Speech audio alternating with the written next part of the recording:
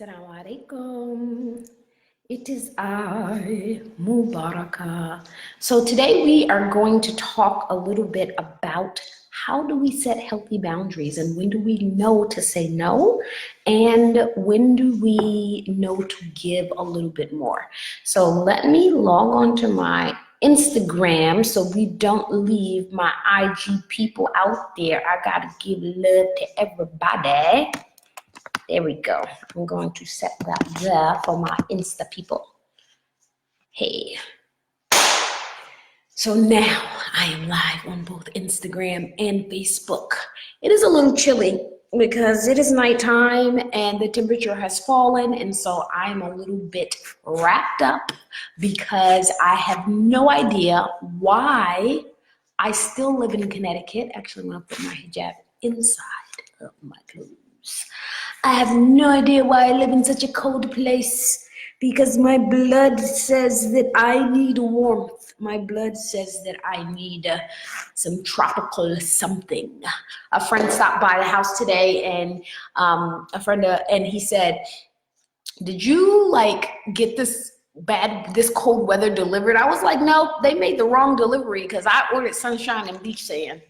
And I don't know where this ice and snow and rain come from and this 31-degree temperature. Why do I live in such a cold place?" I'm like, "I will give a speaking discount if you can bring me to someplace warm in the wintertime. I will give you a discount. Just DM me. We can do something." Okay, so that's my thing. Like, if you can bring me someplace warm in the wintertime, take me away from Connecticut, I will discount my travel, my speaking fee for you. I will, I promise. Just DM me. Alaikum salam, Adiba and Hashim and Hadia. And over on Instagram, Moonlight Rose, Amita, Believers Bell Out. Assalamu alaikum. So today we are going to talk about what is it like to set healthy boundaries and why is it important to set healthy boundaries? All right, so setting boundaries, a lot of time people think that it means being selfish, that it means not taking into consideration other people, but in fact, it does not. It actually is a way for you to be really focused on giving your best self to the people around you. Let me say that again because that was a little tongue-tied. It is a way of you giving your best self to people around you. Why is setting boundaries important? Because number one, it is going to make you have a lot more agency over your life, over what you're doing, over your relationships. It's going to give you agency over yourself, that type of autonomy. And when you have agency over yourself and over your time and over your space and over your body, that is going to improve your self-confidence. And with self-confidence, you can improve everything else about your life. I'm a true believer of that. It's really not about whether or not you can or can't do something. Do you have the confidence to believe that you can do it, or at least you can learn how to do it and figure it out? That is really what achievement is about. It's not about whether or not, there's a saying that says, if you think you can, you're right. If you think you can't, you're right. It's really all about what you think up here. Another reason why setting boundaries is really important is because it's going to conserve your emotional energy. So when we talked about that it allows you to give your best self to the people that you love, the people that deserve it the most, really, when you're able to set healthy boundaries, you are not spent out on other people's emotional drama, and you can really direct it towards where and who you want to. So an example of that is you're at work and you're being asked to do part of somebody else's job and you're doing it, but you really don't want to do it. You know that you should not have to do it, but you can't really find the way to say no. So you do it begrudgingly and you have spent all of this emotional energy trying to do it and not get fired or smack somebody, right? Yeah, I know you've been there. So you're doing it and you're expending all of this emotional energy. And when you get home, you just don't feel like being bothered with the kids. You don't feel like cooking. You are ordering fast food because, you know, I'm just tired. I don't want to, if you got a spouse that you're like, just leave me alone. I'm just going to bed. And you're not even able to give your best self to your family, not because you're so physically tired, but because you are so emotionally spent. So when you're able to set healthy boundaries with yourself, then you can do that. And that doesn't just have to happen at work. Some of the stories that I hear the most when I talk to women is really boundaries within their family, right? An overbearing sibling or an overbearing parent. It's okay to set boundaries, to be able to determine how much, how long, or where your boundaries are going to be. And that's really important. The other day, I think it was yesterday, yes, I posted a post about the analogy of a frog, right? So in this analogy, it talked about how if you put a frog in a pot of water and the water begins to heat up, then the frog will adjust its body temperature so that it will adjust with the heat, right? But right before the water is about to boil, when the temperature of the water is too hot for the frog to continue to adjust to, it then wants to make effort to jump out, but it can't because now it doesn't have the energy. Its muscles is spent from all of the energy spent adjusting its body temperature, This analogy is so reflective of what we do to ourselves on a daily basis, right? We are in a toxic relationship, and that doesn't necessarily, I think a lot of people think toxic relationship means, oh, an abusive spouse, but a toxic relationship can be a relationship with a friend, right? I remember I had one of my children had this friend that was very emotionally draining. And I kept saying, this is a toxic relationship. It is a toxic friendship. It reminds me of a intimate relationship that one partner is emotionally abusing another. That can happen in friendships, and you really have to identify it, because oftentimes when we think of toxic relationship, we only think of opposite sex relationship.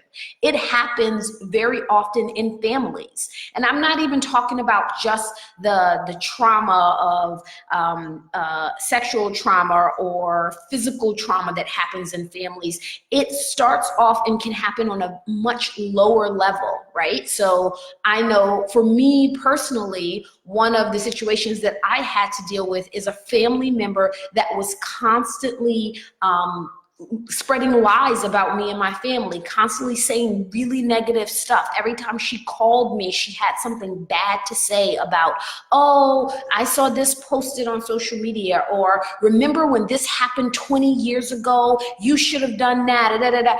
And I felt really emotionally abused.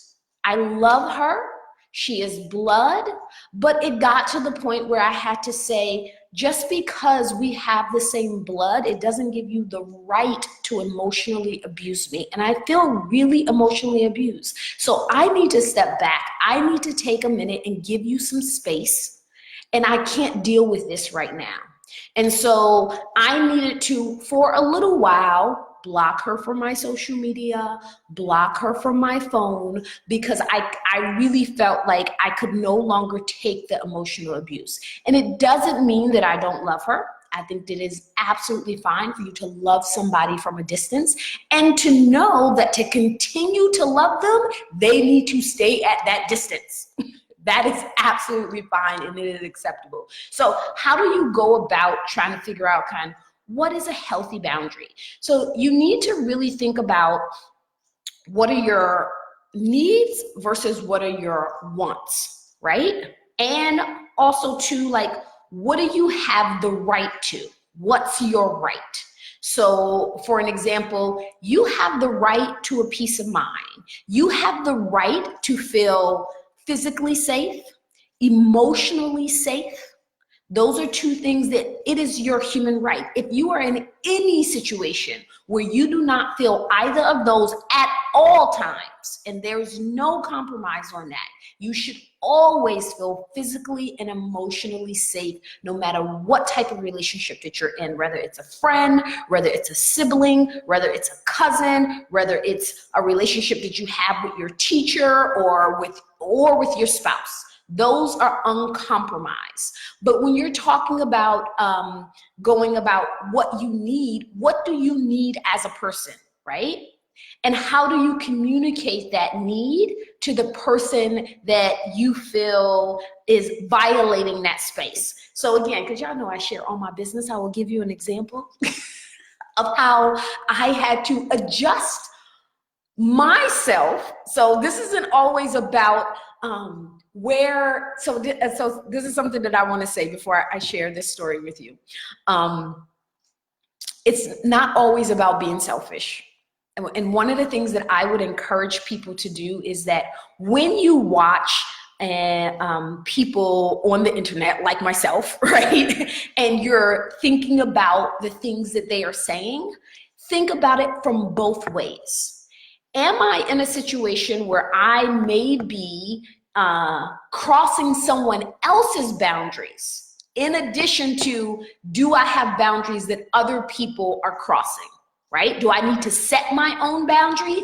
And am I respecting someone else's boundaries? And those boundaries, again, don't have to be dramatic. I am a prophylactic person. I think that you should take care of the little things so they don't turn into the big things. It's really, really important. When we think about bad relationships and we think about bad trauma, it's like we're shocked to do something when something horrible happens. But if we take a minute and reflect, we could see how it built up, right? We can see how it started with those little things. So an example of one of those little things is as I'm constantly telling you guys, I am a type A personality, right? I need to be productive at all times. And so even when I go on vacation, so I'm an early riser. I go on vacation and I'm like, okay, breakfast is at 9, and then we're gonna go to the beach by 10:30, and then by 12 o'clock we're going on a horseback ride, and I got all of this like stuff that's laid out, and it's 9 and my husband is asleep. And I'm like, dude, get up, there's people to see, there's places to go, we're in a new country, let's go do something. And he's looking at me like, I'm on vacation. Could you let me sleep? So I was in a situation where I was actually crossing his boundary, right? So how do you recognize that, right? So how do you recognize that? And I had to recognize that point of saying, okay, he wants to really spend his time relaxing on his vacation. So it wasn't just and again, that communication, one thing that my mother used to always tell me is, Mubaraka, it's not what you say, it's how you say it. You gotta recognize that you can get anything with honey on your tongue. Speak with honey on your tongue. She used to tell me that all the time, because I know that sometimes I can be a very abrupt person. And I am not to everyone's liking. I'm completely okay with that, right? So if you are the type of person that you never want anybody to disagree with you, or you don't want to feel offended, then I might not be the person for you to be around all the time. Okay? Not all the time. Come hang out sometimes, but you might have to leave me sometimes, because I am a straightforward person. I'm like that with my family. I'm like that with my children. I always tell them, if you want to be coddled, go to your dad. But if you want the truth, then come to me. My kids know this. So when they come to me for advice, they know that I'm going to give them some real hard advice. This is what you need to do. This is what you're doing wrong. This is what you need to correct. I know you can do it. Now go do it. That's really just kind of like the way that I tell people.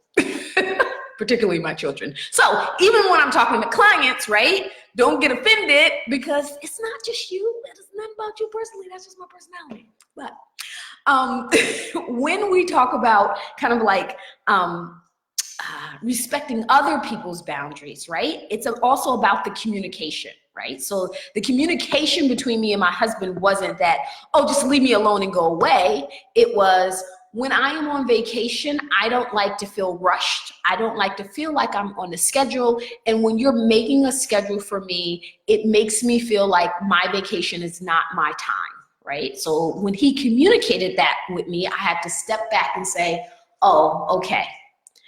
This is his time boundary that I'm pushing myself into, and I need to step back. So now when we go on vacation, I'm just like, so what time do you think you want to get up tomorrow? He'll be like, maybe I'll get up by 1. And I'm like, great. So in the morning, I'm going to go to the beach. I'm going to go for a run. I'm going to go eat breakfast. I'm going to write in my journal, and I'll be back to the room at 1 and see what you want to do. Right? That's generally how our vacations go now. Because so here's the other thing. Setting a boundary for yourself or respecting someone else's boundaries isn't always about giving up something. It isn't always about changing who you are or who they are. It's okay to have autonomy and still be in a good relationship, whether that relationship is with your spouse or whether that relationship is with a friend or with a sister. So all relationships, whether that relationship is with your kids, right? So you have to be able to have autonomy in a relationship. So when we talk about, I wrote some notes, that's why I'm looking over to the side. Anyway, so the other thing that is really, really important, and I'm going to say that, I know it's not just for women, but particularly for women, follow your gut. Follow your gut. If you feel like, hey, this is not healthy for me, something about this seems wrong, something about this communication or how often this person contacts me or how close this person is getting to me, right? Set your boundaries. It's okay to say no. And if you're trying to, oftentimes when people have a hard time setting boundaries, it's because they lack some self-confidence, right? Even if you have to practice it the night before, as you are going to, so that the next day you can tell a colleague at work, or you can meet your brother for lunch, or whatever it is, even if you have to practice it, and remind yourself, it is okay for me to say no. It is okay for me to set this boundary. This is what I need to do, and it is okay for me to do it, right? Give yourself permission to set a boundary, because it's your body, your time, your limit, your personal space, your life. You get to decide how, when, and who to share it with. So that is my advice for you today. It's okay to say no, and it's okay to set boundaries. So remind yourself of that, and think about not just what boundaries you need to set, but also think about the boundaries that you may be violating for other people, because it's always a two-way street, right? The last thing that I want to kind of reiterate is, be sure that you are both consistent and clear about your boundaries. Because when you are inconsistent and when you are unclear, then it's going to cause a miscommunication, and it can strain any relationship. So I'll give you another example. You may have a kid that you want them to be more independent. This month, you give them $100, right? Next month, you're just like, don't ask me for money. And then the month after that, you're like, oh, here's $200. There's no clear communication as to how or when you are going to have a boundary. The same thing may exist with somebody in personal space, right? So this week, you're okay with them giving you a hug. Next week, you're like, well, no, I don't like them to hug me. Or, hey, I can hug them when I'm around other people, but when we're alone, I don't want them to touch me, right? You have to be very clear on the boundaries, right? Because people can get confused. If you have a colleague that is touching your shoulder, right? He reaches over and rub your shoulder when you all sitting in a group talking, and then next thing you know, you have a meeting with him and he's reaching over and touching your shoulder. If you allowed him to do it before, he is not really responsible for not knowing what your boundary is, right? Take some personal responsibility. Am I clearly communicating to the person what my boundary is, right? And here's the other thing. You can change your boundary, right? If you no longer feel comfortable, you can say, you know what? I no longer feel comfortable. Be consistent and be clear, right? Communication is the key. Find your boundaries, clearly communicate what your boundaries are, and be consistent with those boundaries. All right? So have a good rest of your night, and I will talk to you all tomorrow. If you have a particular topic that you want me to touch on, go ahead and send me a DM, or you can comment under these videos. I read the comments. So until tomorrow, have a great night. Assalamu alaikum.